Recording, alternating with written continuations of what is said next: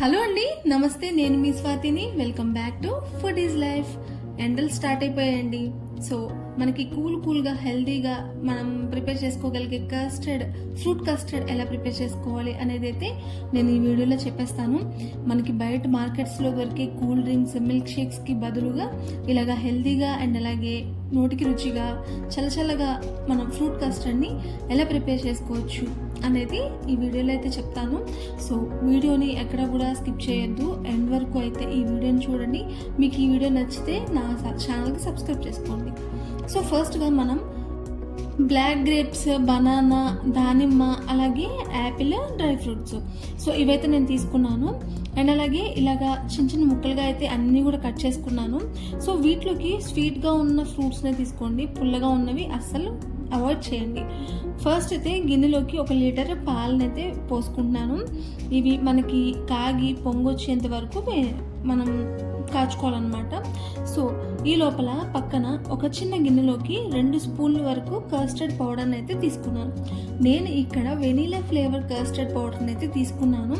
మీకు ఏ ఫ్లేవర్ కావాలి అంటే మీకు ఇంట్లో ఏ ఫ్లేవర్ అవైలబుల్గా ఉంటే సో ఆ ఫ్లేవర్ కస్టర్డ్ పౌడర్ని తీసుకుని దానిలో కొంచెం ఇలా వాటర్ అయితే పోసుకుని ఫస్ట్ మనం ఉండలు లేకుండా ఎక్కడ కూడా బాగా మిక్స్ చేసుకోవాలి. మనకి ఏమైనా ఉండలు ఉన్నాయి అంటే మనకి ఆ థిక్నెస్ అనేది రాదు కస్టర్డ్ అనేది.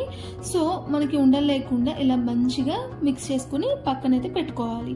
మనకి పాలు పొంగేంత వరకు ఉంచుకోవాలి కదా. సో ఈ లోపలైతే మనం పొడిని ఇలా పాలు పోసుకుని నీళ్ళు పోసుకొని కలుపుకొని పక్కన పెట్టుకున్నాను. ఇప్పుడైతే పాలు మనకి బాగా కాగిపోయాయి. సో ఒకసారి ఇలా స్పూన్తో కలిపేసుకొని ఒక 50 గ్రాముల పంచదార వరకు పడుతుందండి. 1 లీటర్ పాలకి 50 గ్రాముల పంచదార పడుతుంది.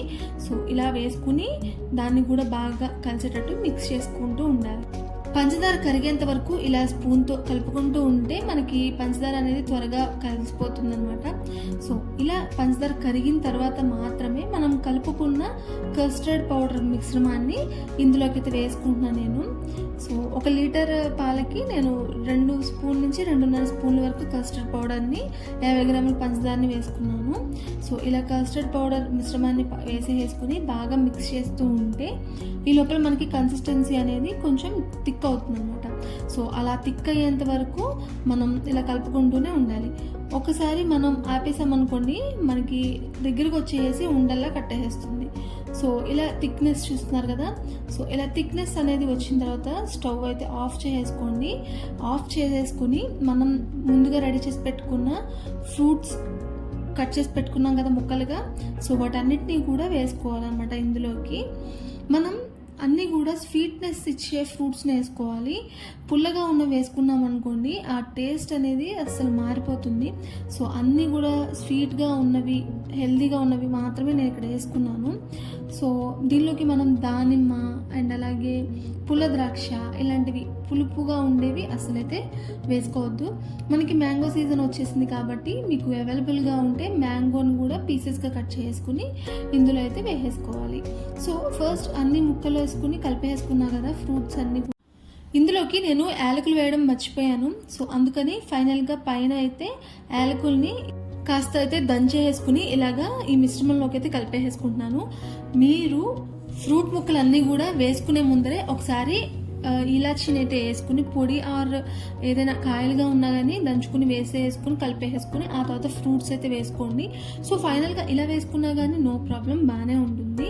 సో మనకైతే ఫ్రూట్ కస్టర్డ్ 80% అయితే అయిపోయింది. ఇంకా 20% ఏంటి అంటే దీన్ని పూర్తిగా చల్లార్చేసి ఫ్రిడ్జ్లో పెట్టుకుని మంచిగా కూల్ అయిన తర్వాత ఇలా గ్లాస్లో సర్వ్ చేసేసుకుని తీసేసుకుంటే మనకి టేస్టీ అయిన ఫ్రూట్ కస్టర్డ్ రెడీ అయిపోతుంది.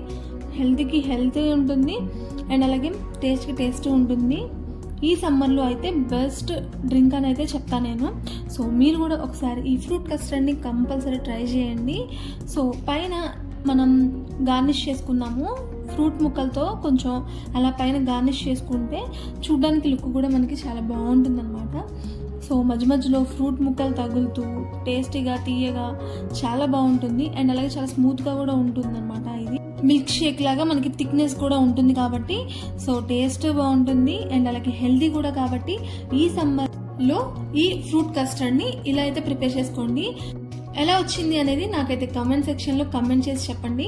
అండ్ అలాగే ఈ వీడియో మీకు ఎలా అనిపించింది అనేది కూడా ఒకసారి కమెంట్ అయితే చేసేసేయండి.